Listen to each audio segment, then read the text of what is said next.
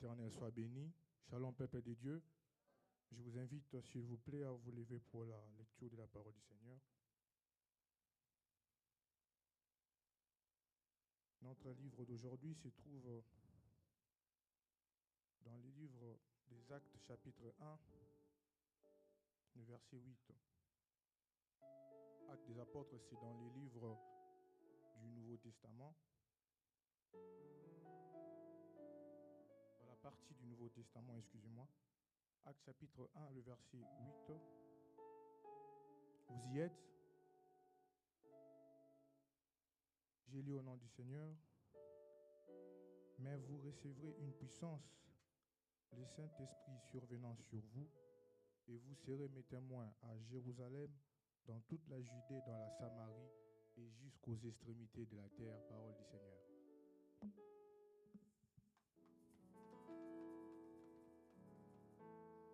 Amen. Est-ce qu'on peut nous asseoir? La chorale, est-ce que vous pouvez me donner le cantique que vous avez chanté hier, s'il vous plaît?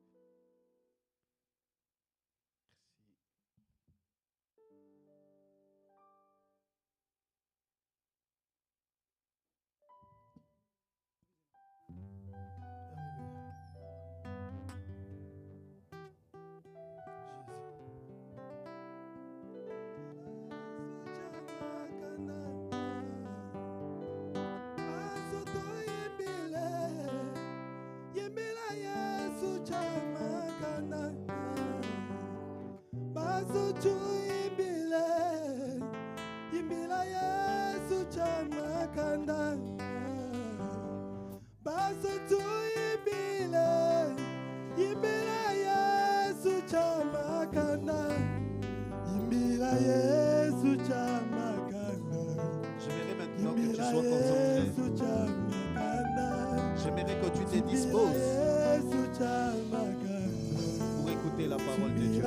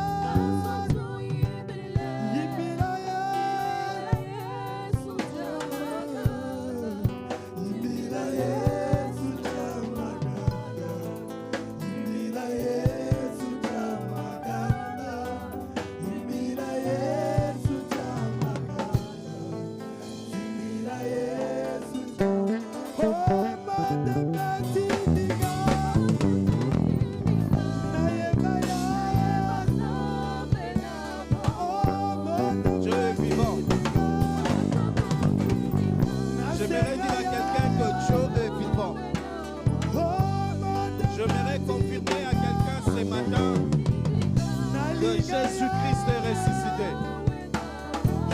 J'aimerais te dire ce matin, Jésus est ressuscité. Jésus est vivant. Il ne connaît ni ombre de variation. La Bible déclare qu'il est le même hier, aujourd'hui et éternellement. Il n'a pas cessé d'agir au temps des apôtres. Il n'a pas cessé d'agir avec Pierre. Mais aujourd'hui encore, il continue à agir. Et les tombeaux est vide. Les tombeaux est vide.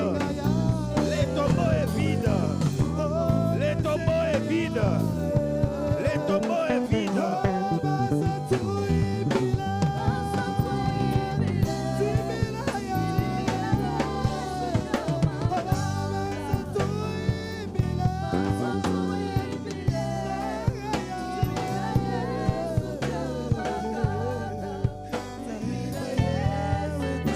Qui sommes-nous ce matin?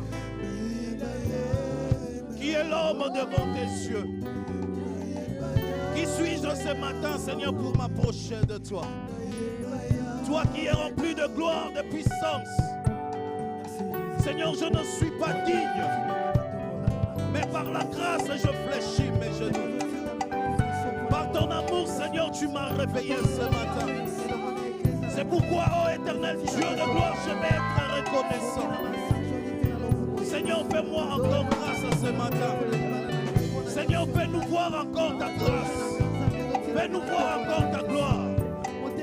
Seigneur, nous te disons merci pour ce matin. Merci Seigneur parce que tu nous as choisis. Merci parce que je suis compté parmi les vivants ce matin. Je te rends grâce. Merci Jésus. Là où tu es, j'aimerais que tu commences à acclamer pour Dieu. Acclame, acclame, acclame pour Jésus. Est-ce que quelqu'un croit ce matin que le tombeau est vide? Est-ce que tu crois que le tombeau est vide? Est-ce que tu crois que Jésus est ressuscité? Ah non, j'aimerais que tu me prouves que tu crois que Jésus est ressuscité. Jésus est ressuscité pour toi. Jésus est ressuscité pour ta maison. Jésus est ressuscité pour ton problème. Il est ressuscité pour ton salut. Il est ressuscité pour ta guérison. Il est ressuscité pour tes enfants. Il est ressuscité pour toi.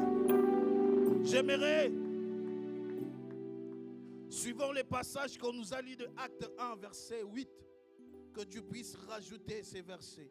Luc 7, verset 22. La Bible dit ceci.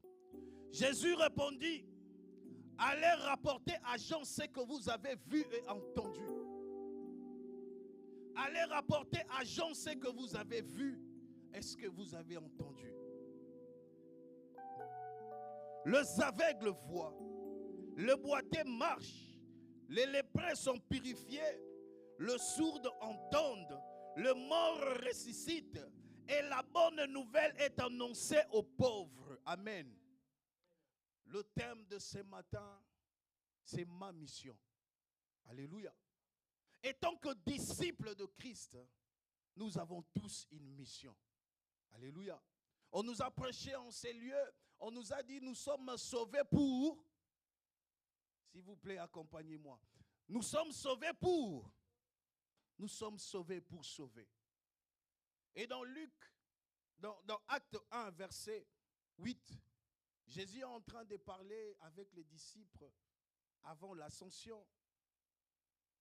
La Bible nous dit qu'il est resté 40 jours avec les disciples, en train de les enseigner sur ce qui est le royaume de Dieu.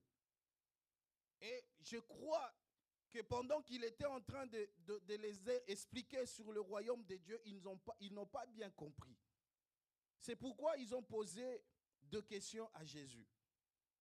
Et pour éclaircir la pensée des enfants de Dieu, c'est la réponse que Jésus les a donnée. Alléluia. Si vous remontez au verset 3, vous allez comprendre comment il était en train d'expliquer et il parlait sur le royaume. Ce que j'ai compris de ces versets, ou ma vérité dans ces versets, c'est que le Christ était en train de léguer sa mission aux disciples. Que le disciple devait continuer la mission de Dieu. Alléluia. Il devait continuer la mission de Dieu. Et Christ était en train de les parler sur le royaume, d'annoncer la bonne nouvelle. Et cette mission que le Christ a donnée aux disciples consistait en quoi? La première mission que le Christ a donnée aux disciples, c'était d'annoncer la bonne nouvelle du royaume de Dieu. Pendant que j'étais petit, pendant que je prenais les affermissements, je me posais toujours, c'était quoi la bonne nouvelle que la Bible nous parle? C'est quoi cette bonne nouvelle? Alléluia. Et j'ai compris que la bonne nouvelle du Christ, Jésus voulait simplement nous faire comprendre que la finalité de notre vie, ce n'est pas sur terre. Que nous sommes pèlerins, que nous passerons. C'est pourquoi il a dit aux apôtres, je m'en vais. Car dans le demeure de mon Père, il y a plusieurs, dans le royaume de mon Père plutôt, il y a plusieurs demeures. Alléluia. Nous sommes pèlerins. Jean 14, 2 à 3, c'est là où Christ est en train de parler sur le royaume, les demeures de son Père, qu'il y a plusieurs demeures. Alléluia. Et la Bible est en train de nous dire à quoi bon de gagner tout ce qu'on peut gagner sur terre et de perdre le royaume. Si vous comprenez, la Bible nous demande premièrement de rechercher le royaume. Le royaume, c'est le lieu où nous allons vivre avec la paix. Point de maladie, point de tribulation, pas de stress, pas de courrier, pas de préfecture, pas de banque, pas de crédit, pas de découvert.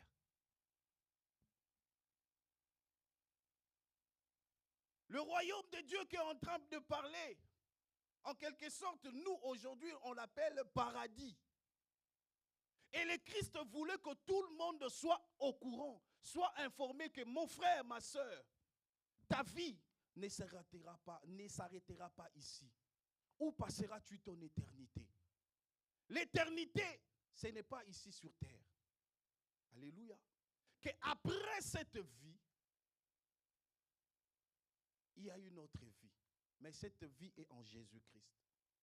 Et le Christ est en train d'enseigner les disciples. Allez faire connaître ces choses. Allez faire connaître la bonne nouvelle. Allez dire aux gens qu'il y a un royaume, qu'il y a un endroit, qu'il y a un lieu qui est réservé à chacun. Et à chacun. Que ça ne sert à rien.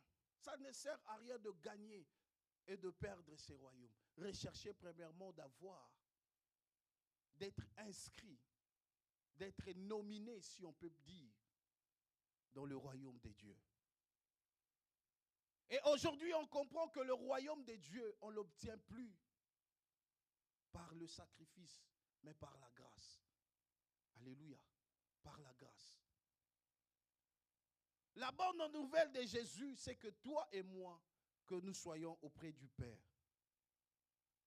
Toi et moi, même si on est marié, même si on a des enfants, même si on a des sociétés, riches ou pauvres, recherchons le royaume des dieux. Il y a un endroit qui est prévu pour toi et moi. Il y a un endroit qui est réservé pour toi et moi. Et le Christ est en train de préparer cet endroit.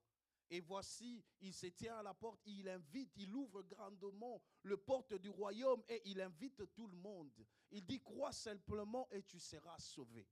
Crois simplement et tu auras une place dans le royaume de mon Père. Et Jésus est en train de dire, s'il n'y avait pas de demeure dans la maison de mon Père, je vous le dirai. Mais parce qu'il y a plusieurs demeures dans la maison de mon Père, c'est pourquoi je suis en train de vous dire, il y a de la place pour tout le monde. Il y a de la place pour tout le monde. Annoncez la bonne nouvelle. La deuxième, dans la mission en tant que disciple, la première, j'ai dit, c'est annoncer la bonne nouvelle. La bonne nouvelle du royaume des dieux. Que tout le monde peut accéder par la foi. Tout le monde peut accéder par la grâce. Que la porte est ouverte. Il suffit de croire. Il suffit de croire. Il suffit de croire. Et la deuxième, dans la mission en tant que disciple, c'est d'annoncer l'amour de Dieu. L'amour de Dieu à l'humanité. Jean 3, 16. Car Dieu a tant aimé le monde qu'il a donné. Dieu a démontré son amour envers l'humanité. Dieu a démontré son amour. Dieu prouve à l'homme qu'il aime. On est créature, mais Dieu nous aime. Et si nous allons plus loin, la Bible nous traite, nous, créatures, comme étant la prunelle de l'œil de Dieu. On a nos enfants. Nous pouvons dire à nos enfants que tu es la prunelle de mon œil. Tu es ma richesse. Mais lorsqu'un enfant trébiche, tu peux les taper. Alléluia. Et Dieu prouve à l'humanité qu'il aime l'humanité. Dieu a même décidé de ne plus détruire l'humanité par l'eau ni par les faits, pour prouver à l'humanité, pour prouver à l'homme son amour. Pour prouver son amour à l'humanité, Dieu a laissé le trône et il a descendu. Il a vécu comme un homme. La Bible dit qu'il était 100% Dieu, 100% homme. Et non simplement il est venu pour habiter, pour prouver son amour à l'homme. La Bible dit qu'il n'avait rien qui pouvait attirer. Il n'avait ni éclat, ni beauté. Il ne s'est pas embelli de beauté pour que les gens le suivent, mais pour prouver son amour. Jésus a faim. Ah, il a eu faim comme toi et moi. Il a eu faim comme toi et moi. Il a gêné. Il a prié. Il a dormi dans des montagnes pour prouver son amour à l'humanité. Comme nous les hommes, des fois lorsqu'on est en train de draguer une femme et elle est en train de résister, à un moment on craque, on dit maman, maintenant la question est posée aujourd'hui à l'église. Comment voulez-vous que Dieu manifeste encore son amour? Tu te réveilles chaque matin. C'est vrai que tu peux être malade, mais on dit toujours un chien vivant vaut mieux qu'un lion mort. À tout celui qui vit, il y a de l'espérance, il y a de l'espoir. Chaque matin, la Bible dit que Dieu renouvelle sa bonté. Il ordonne au soleil de se lever, de se coucher, non parce qu'il en a besoin, mais à cause de toi. S'il a fixé les limites entre les eaux du ciel et les eaux de la terre, c'est à cause de toi. S'il a mis les poissons de l'eau, ce n'est pas parce que lui viendra manger ces poissons, mais c'est à cause de toi. Alléluia. Lorsque l'homme a péché, c'est que Dieu a fait. C'est lui le premier couturier du monde. Plus que Jean-Franck Offeré et tout ça là. Il a cousu quelque chose pour l'homme. Il a caché la nudité, la honte. Aujourd'hui, toi, prends, Zalara a un problème, il y en a moi, c'est la première ou le premier qui va aller sur TikTok. Cet homme m'a fait ceci. Cet homme m'a fait cela. Ma femme a fait ceci. Mais la Bible nous montre que Dieu a couvert la honte de l'homme pour prouver son amour. Nous devons aller annoncer l'amour de Dieu. Nous devons aller vers les prostituées. Dis ma sœur, malgré que c'est que tu fais, mais une chose est vraie, Dieu t'aime. Combien ont fait ce travail et sont morts des sida? Combien ont fait ce travail et sont morts des infections? Mais si rien ne t'arrive, ce n'est pas parce que tu es spécial, ce n'est pas parce que toi tu sais te protéger, mais c'est parce que Dieu t'aime encore. Il faut aller envers les voleurs, dire, écoute mon frère, laisse de voler, Dieu t'aime. Malgré ce que les gens peuvent dire de toi, malgré ta réputation, mais sache une chose, c'est lui qui voit le cœur condamne, mais c'est lui qui habite et compatit. Et vu qu'il compatit dans ton cœur, il t'aime. L'amour de Dieu est plus que toute chose. Et c'est dans notre mission d'aller annoncer l'amour de Dieu. Beaucoup sont à l'extérieur, ne connaissent pas l'amour de Dieu. Ils vivent dans la dépression, ils vivent dans la déception, ils vivent dans le brisement de cœur, mais ils n'ont jamais entendu parler de l'amour de Christ. Venez à moi, vous tous qui êtes fatigués, je vous donnerai du repos. C'est de l'amour. Beaucoup là où nous travaillons n'ont jamais entendu la parole de l'amour de Christ qui invite tout le monde. Dieu invite tout le monde. Là où tu es, dans ton travail,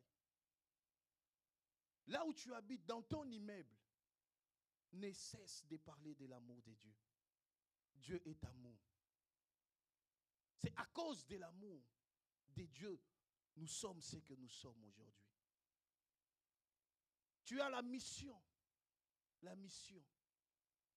de parler de l'amour de Dieu. Ne jugeons pas, ne critiquons pas, mais par contre, exerçons l'amour.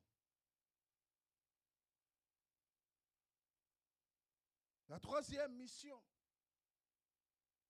dans la continuité de la mission de Christ, le Christ a parlé sur les pardons.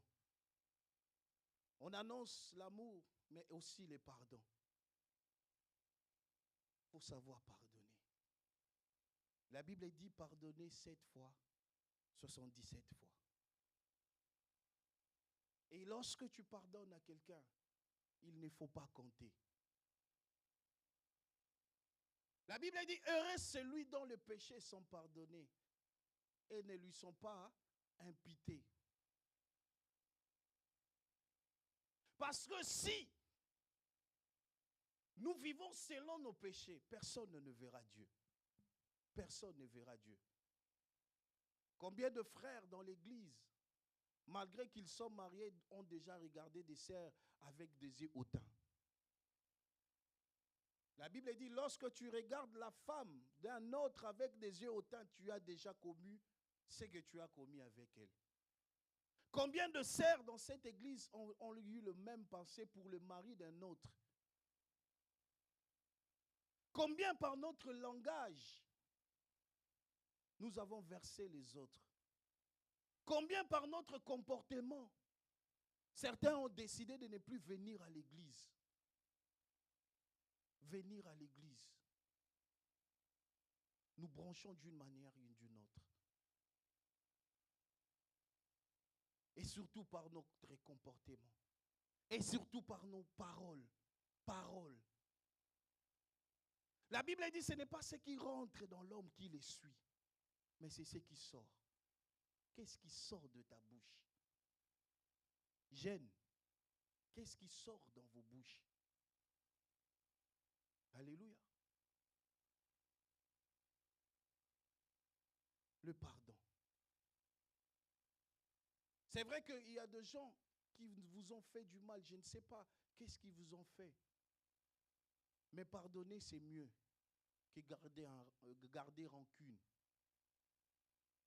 Lorsque nous pardonnons, lorsque nous aimons nos ennemis, la Bible dit c'est comme de la braise que nous mettons sur leur tête.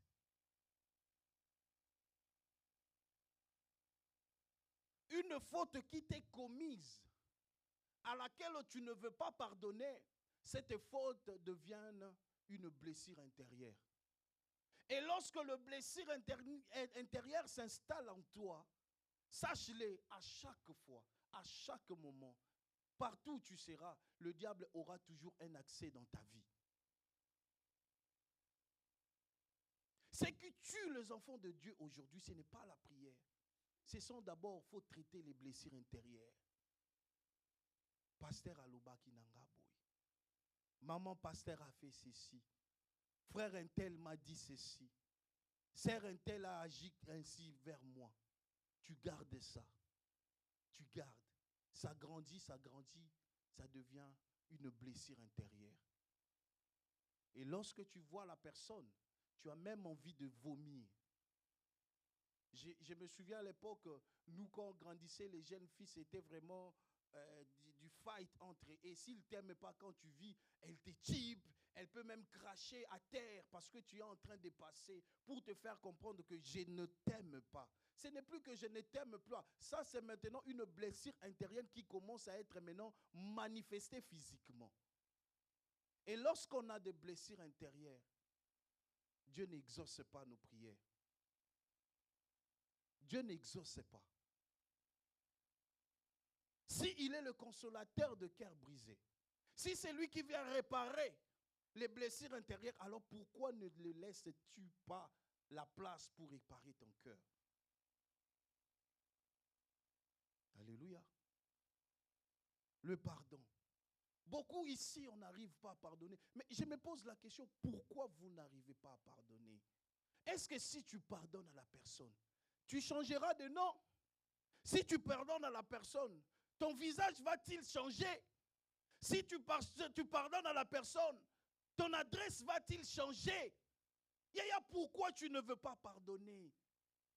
Même s'il t'a volé l'argent, même s'il a pris ton mari, même s'il a pris ta place dans un boulot. Mais pourquoi tu ne veux pas pardonner? Pourquoi tu vis avec ces blessures intérieures? Tu te fais du mal. C'est toi qui te fais du mal. Lui, peut-être, il a déjà oublié. Mais c'est toi qui te fais du mal. Et le Christ est en train d'enseigner aux disciples, allez dire aux gens, pardonnez-vous les uns les autres, comme moi je vous pardonne. Pardonnez-vous, pardonnez. Comment tu peux demander à Dieu de te pardonner si tu ne sais pas pardonner? N'est-ce pas, dans la prière de notre Père, on dit quoi? Pardonne-nous nos offenses, comme nous pardonnons aussi à ceux qui nous ont offensés. Mais si tu ne pardonnes pas aussi à ceux qui t'ont offensé, pourquoi veux-tu que le Dieu de principe te pardonne?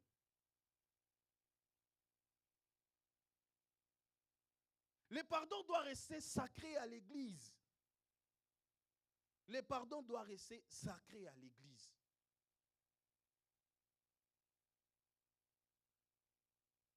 pourquoi es-tu en conflit? Pourquoi es-tu en conflit?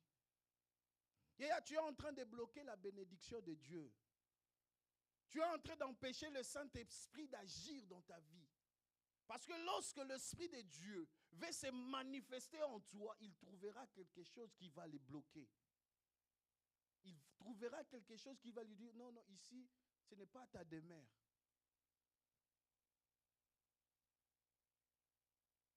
Et le quatrième dans la mission que nous avons reçue de continuer la mission du Christ, c'est de parler du salut. Romains 10, 9. Nous devons dire à chacun que tout le monde peut être sauvé par le moyen de l'œuvre de la croix. Que Jésus est mort, Jésus est ressuscité. Alléluia. Par cette œuvre de la croix, on a passé tout un séminaire où on nous a parlé de l'œuvre de la croix. Où Jésus a dit Tétélestai, tout est accompli. On nous a parlé de l'œuvre de la croix, c'est de là vient notre salut. On n'est pas Israël. Le salut que Jésus avait amené n'était pas le nôtre.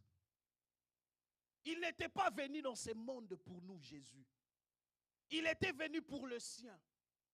Et lorsque le sien l'ont rejeté, c'est alors que toi et moi, nous avons eu place. Sinon, où serons-nous? Il y a quelque chose qui ne t'appartient même pas à l'origine. Qui ne t'appartient même pas à l'origine. Mais tu fais, comme on dit, un gros dos. Non mais, le salut ne nous appartenait pas à l'origine. Le salut appartenait à Israël. Mais parce qu'ils l'ont rejeté, le salut s'est tourné vers nous. Et si vous lisez la Bible dit qu'Israël, il n'y aura que 88 000 qui seront sauvés. Millions ou 1000, je ne me souviens plus. 144 000 plutôt, merci papa. 144 000. Depuis qu'Israël existe au tas d'Adam, il n'y aura que 144 000 qui vont être sauvés. Mais Jean dit, lorsque j'ai tourné la tête, j'ai vu un nombre de gens que je ne peux pas compter. Et c'était nous. Nous, toi, moi, tu dois avoir ta place là-bas. Tu dois avoir ta place. Le salut. Le salut t'est offert.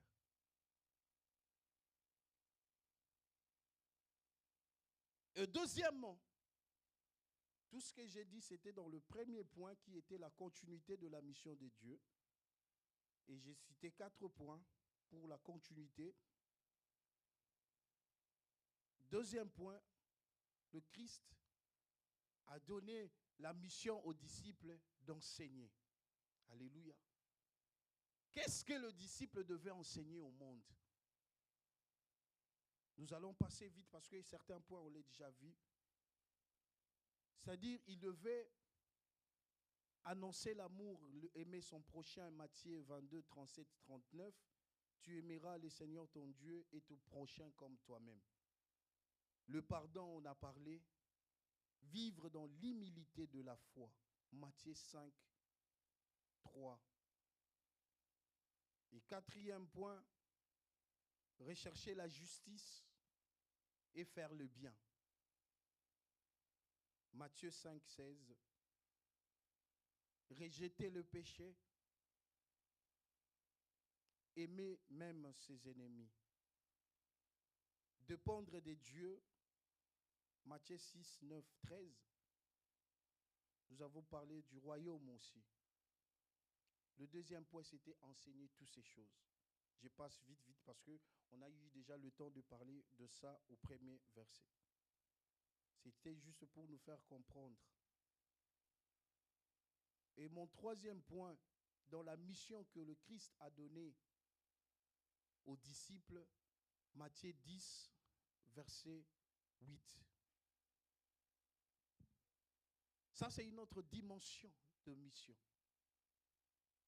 C'était la dimension que le disciple avait, c'était d'aller guérir et aider les autres nations. Alléluia. Yaya, aujourd'hui à l'église, il est maintenant difficile de voir un chrétien même prier pour un mot de tête et les mots de tête partir. Est-ce que vous vous êtes déjà rendu compte de ça? Parlons vrai. Tu as mal à la tête, tu pries pour cette mal de tête et après, lorsque tu finis ta prière, le mal de tête part. Non. Ça a marché. Ça a marché. Gloire à Dieu. Qui d'autre? Merci, Maman Frida. Merci, Ethermite. Merci, Fallon. Merci, Gédéon. Merci à tout le monde qui font ça. Alléluia.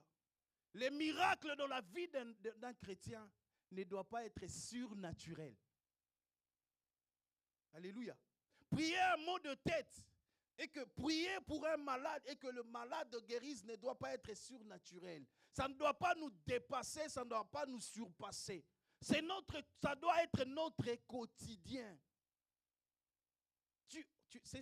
Tu as ça dans le sang. C'est dans le sang que nous avons ça. Alléluia. Mais le problème, c'est que aujourd'hui ici, on nous amène les lépreux ici. On nous amène des gens qui sont pétris de pieds.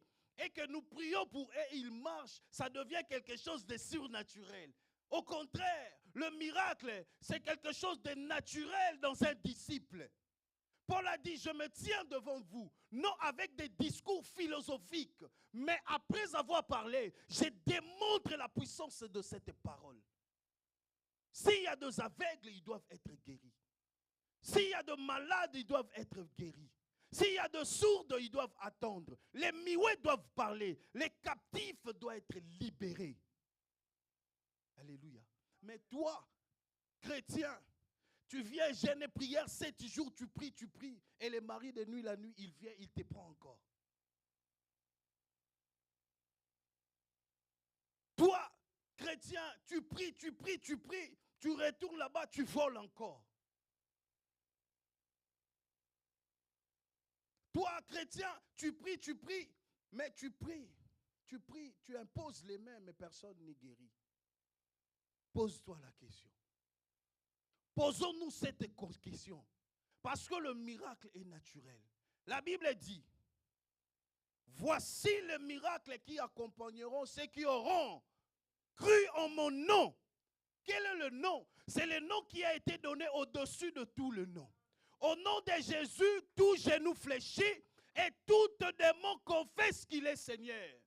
Et si je lis ma Bible, la Bible dit, qui est cet homme qui parle avec autorité? Même les démons obéissent.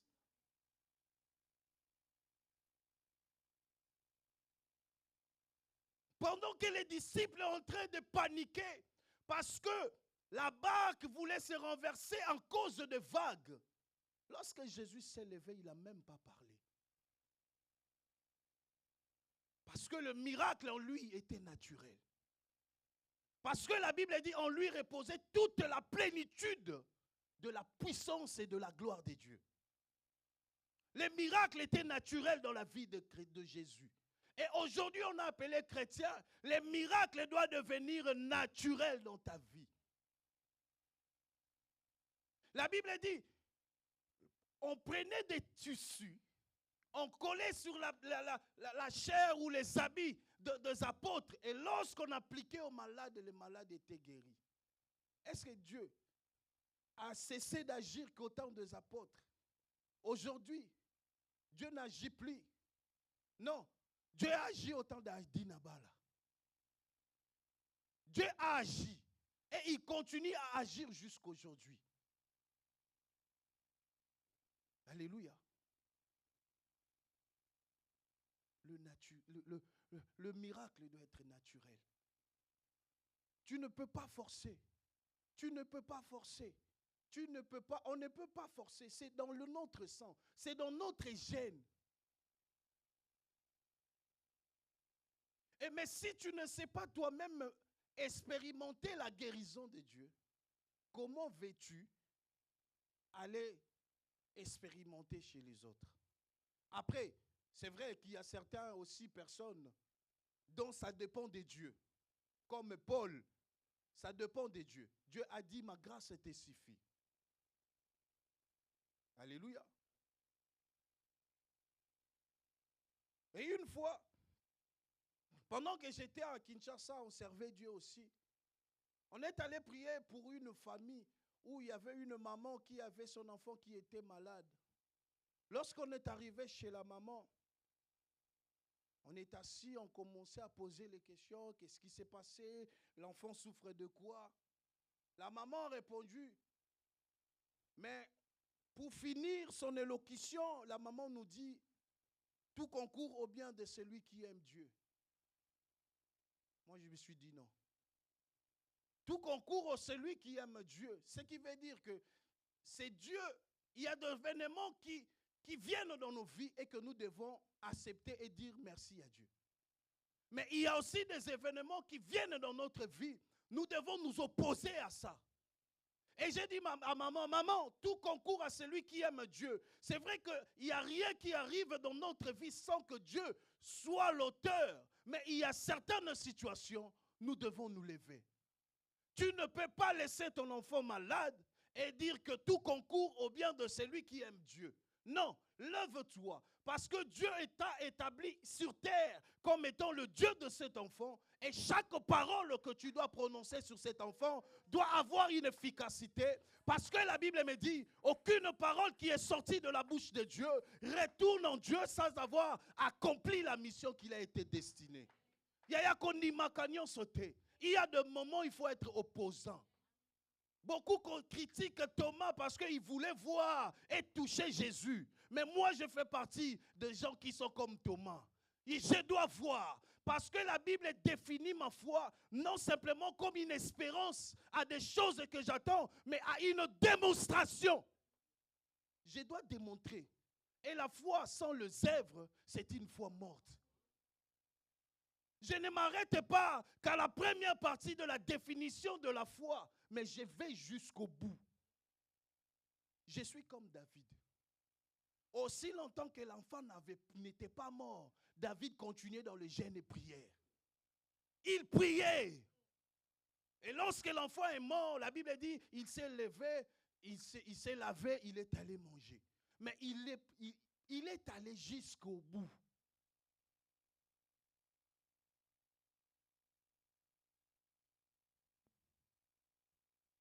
Le miracle ne doit pas nous surprendre.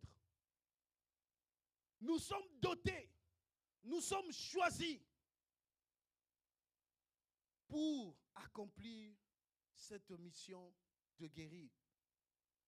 Dans Luc 4, 18, 19, la Bible dit, l'Esprit de l'Éternel est sur moi. Il m'a oint. Il m'a oint pour annoncer la bonne nouvelle. Aujourd'hui, je crois que si vous entendez la bonne nouvelle maintenant, vous savez quelles sont les catégories. Quand on parle de la bonne nouvelle, quand on parle de la bonne nouvelle dans la Bible, on parle du royaume, de l'amour de Dieu, on parle du pardon, on parle du salut. Non simplement la Bible nous dit d'annoncer la bonne nouvelle, mais il a dit aussi, est-ce que quelqu'un peut continuer cela? Luc 4, 18 à 19.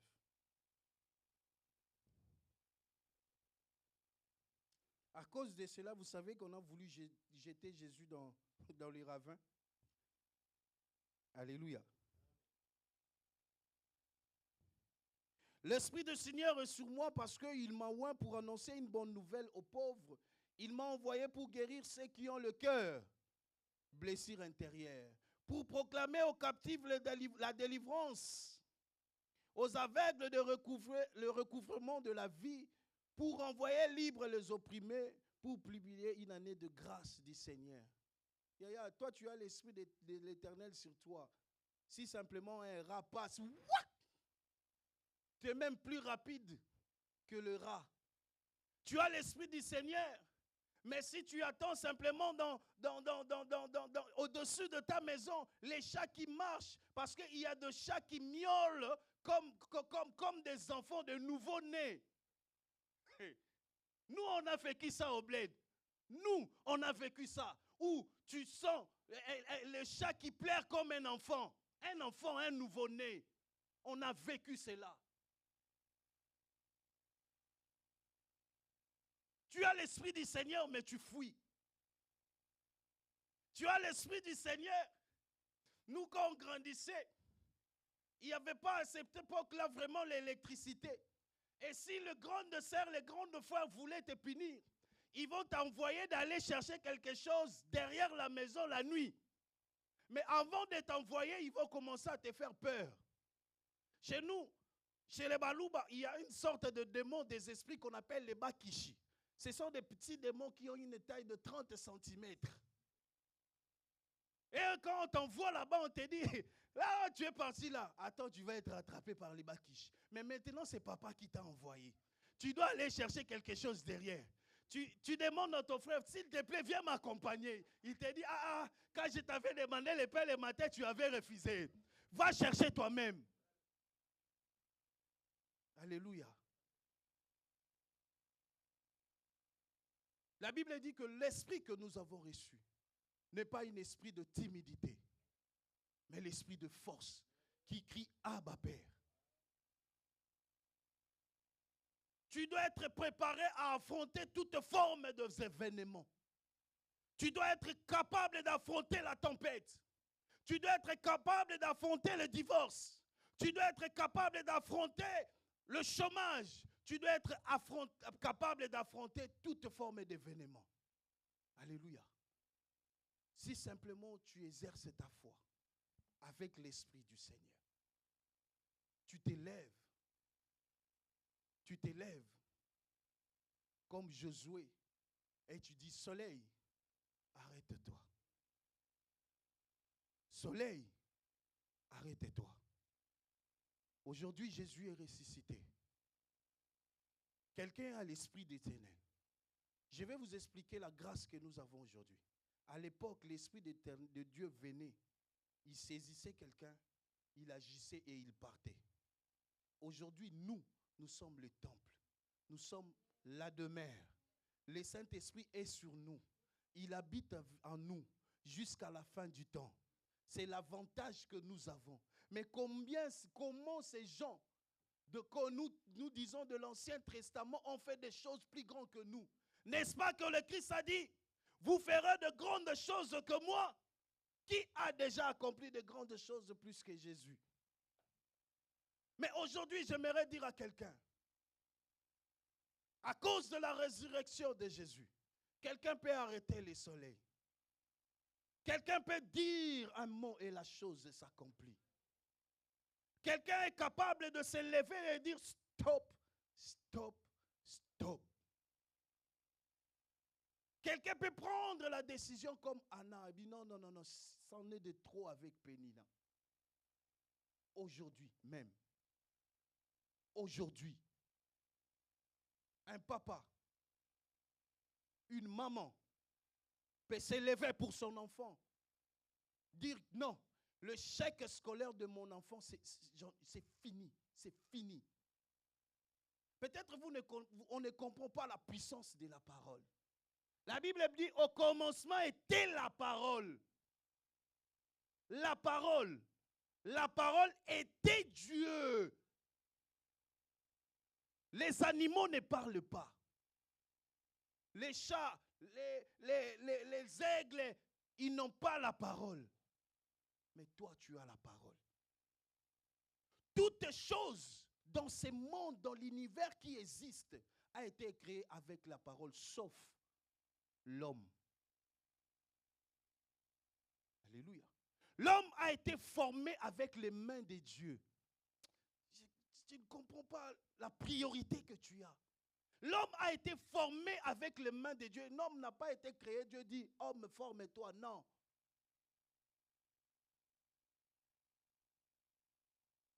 Et il a pris une partie de sa divinité.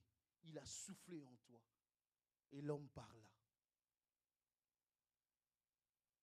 Vous savez comment l'homme avait testé sa divinité? Il a eu l'opportunité de nommer tous les animaux. Que ce soit les animaux sauvages, les animaux, les poissons dans l'eau, l'homme les a nommés. Ça veut dire, si nous appelons terre, terre, c'est parce que l'homme l'a appelé terre. Si nous appelons l'eau, l'eau, océan, océan, c'est parce que l'homme l'a appelé eau et océan. Ce qui veut dire, si nous rentrons dans la spiritualité, la terre, l'eau, le ciel reconnaissent la parole de l'homme. Reconnaissent la parole de l'homme. Et ils sont là comme à l'armée. Ils attendent simplement que tu donnes des ordres.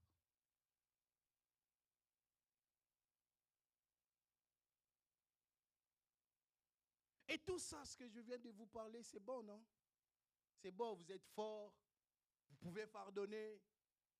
Mais la Bible dit qu'avant que toutes choses ici s'accomplissent, vous devez recevoir le Saint-Esprit. Les apôtres ont été enseignés par Jésus. Jésus les a même envoyés d'aller guérir certains malades. Ils sont revenus, disent, Seigneur, nous avons essayé de chasser les esprits, mais ça ne marche pas. Alléluia. Nous avons prié pour les gens, mais ça ne marche pas. Pourquoi? Le Saint-Esprit. Tu es limité dans ta vie parce que tu ne laisses pas la place au Saint-Esprit. Tu n'arrives pas à accomplir de grandes choses parce que tu n'es pas encore baptisé d'esprit. Alléluia. Jean-Baptiste a dit, moi je vous baptise d'eau, mais celui qui vient après moi vous baptisera de l'esprit. Mais lorsqu'on lit la Bible, on ne voit jamais là où Jésus a baptisé quelqu'un d'esprit. Mais c'est simplement lorsqu'il a dit, il serait mieux que je m'en aille, afin que je vous baptiserai d'esprit avec le Saint-Esprit. Alléluia. Dans cette mission que nous avons comme disciples, enseigner, parler du royaume, le salut, nous avons besoin du Saint-Esprit. Tu as besoin du Saint-Esprit. Alléluia. La Bible dit tous les péchés que nous pouvons commettre, nous serons pardonnés. Mais il y a un péché, le blasphème du Saint-Esprit. Cela n'est pas pardonné. Alléluia. Pose-toi la question, est-ce que tu as le Saint-Esprit? Le Saint-Esprit rend capable. Ces gens autrefois qui étaient incapables de guérir les gens, de chasser le démon, à cause du Saint-Esprit, ils sont devenus capables. Pierre qui n'arrivait pas à parler, qui n'arrivait même pas, qui a nié Jésus 3 fois. Mais lorsqu'il a ouvert sa bouche, première phrase, premier mot, 3000 personnes se sont converties. Toi, des fois, tu te poses la question, mais comment je vais faire pour convertir les gens? Comment je vais faire pour inviter les gens? La Bible dit que lorsque l'Esprit de Dieu est descendu sur eux, Pierre s'est levé, il a commencé à parler 3000 personnes sans effort. Sans effort, naturel. Le Saint-Esprit rend le surnaturel naturel. Le Saint-Esprit rend l'impossibilité possible. C'est pourquoi Jésus, sachant ces choses, il a dit que personne ne se déplace de Galilée. Restez là jusqu'à ce que vous allez recevoir ce que le Père avait promis, c'est le Saint-Esprit. Mais avant qu'ils reçoivent le Saint-Esprit, ils devaient être enseignés. Ils ont été enseignés. Mais le comble, c'est quoi? Aujourd'hui, à l'église, c'est à Dijon. Les gens ne veulent pas être enseignés. Excusez-moi de le dire comme ça. Parce que le jour des enseignements, personne ne vient. On cherche même les voies et moyens. On dit, ok, vu que c'est la modernisation, nous allons aller sur WhatsApp, nous allons sur les Zooms. Mais ils ne viennent pas. Alléluia. Nous devons être enseignés. Comment pouvons-nous parler de Jésus si on ne le connaît pas? C'est pourquoi les 7 fils de Séva ont été frappés par des démons. Ils parlent de choses qu'ils ne maîtrisent pas, qu'ils ne connaissent pas. Et les démons disent, Jésus que vous parlez, on les connaît. Paul, on les connaît, mais vous parlez de quoi? Vous parlez de quoi? Ils les ont tapés, frappés jusqu'au point de les déshabiller.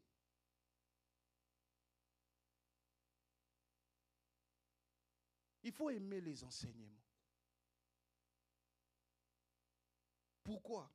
J'ai compris une grande mission aujourd'hui aussi à l'église. L'inconscience. Parlons de l'inconscience dans l'église.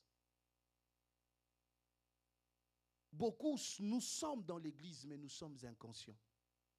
Beaucoup font des choses, mais ils ne savent pas pourquoi j'ai fait ça. Je suis dans le protocole, mais il ne sait pas pourquoi il est dans le service des protocoles. Je suis dans les médias, il ne sait pas pourquoi je suis dans les médias. Je suis dans la chorale, il ne sait pas pourquoi je suis dans la chorale. Les gens viennent par mouvement. Ils ne viennent plus pour Dieu. Les gens font des choses pour eux et non pour Dieu. C'est pour cela, lorsqu'il y a quelque chose qui ne vous plaît pas, vous partez facilement. Parce que vous ne faites pas des choses pour Dieu, vous faites des choses pour vous. J'essaie d'arranger les sons, je le fais pour moi, mais je ne le fais pas pour Dieu. Parce que celui qui est conscient des choses de Dieu va avoir la connaissance que ce lieu est sacré. Je le répète à chaque fois, que ce lieu est sacré. Mais si je fais quelque chose pour moi, je chante pour moi, et mettez-moi, je vais chanter les dimanches, je le fais pour moi. C'est pourquoi certaines personnes se comportent ainsi. Au point que nous avons des impolis. Je n'insulte personne, excusez-moi. Je n'insulte personne, excusez-moi. Mais au point que nous avons des impolis. Les gens qui sont capables de répondre au pasteur. Moi, quand je grandissais dans les choses de Dieu, je n'avais même pas un iota de mots de parler devant mon pasteur. Même s'il avait tort. Mais je le vois ici dans cette église. Tu vas voir pasteur Emma, peut-être papa, il fait un message, il envoie, les gens répondent. C'est ton pasteur. Il est l'étoile de ta bénédiction. Yaya, si tu ne comprends pas cela, tu feras 30 ans dans cette église sans voir la main de Dieu. Ce sont les anges de l'église.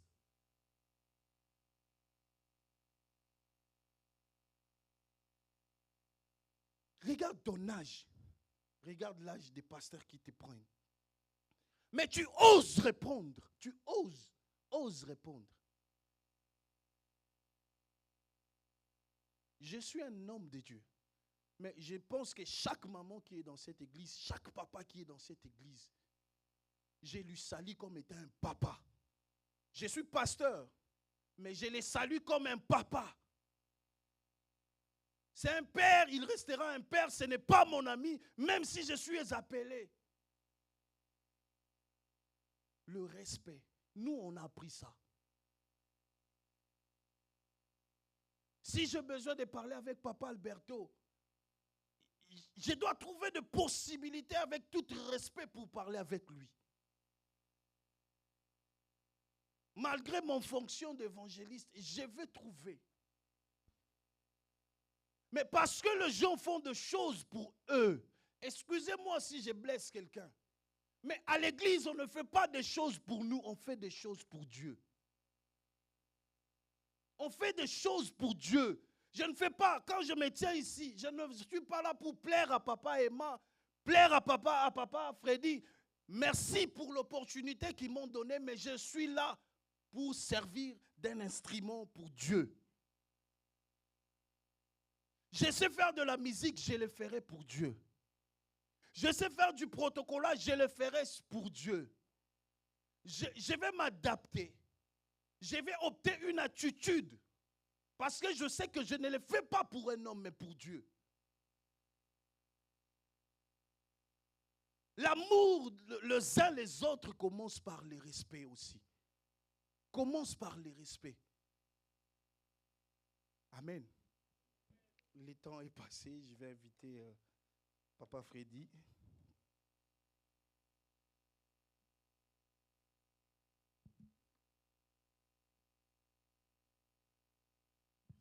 Est-ce que nous pouvons acclamer pour la gloire de Dieu? Fais ça très bien. Faisons ça très bien. Merci beaucoup, évangéliste. Bien-aimé, si tu es touché dans tout ce que l'évangéliste a dit, change-toi. Amen. Hein? Je m'en vais inviter la secrétaire pour les annonces.